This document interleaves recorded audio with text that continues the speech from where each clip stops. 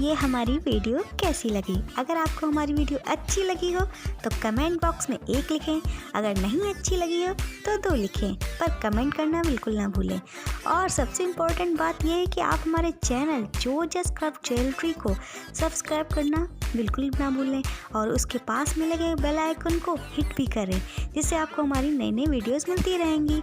और please please please हमारे channel को शेयर भी ज़रूर करें।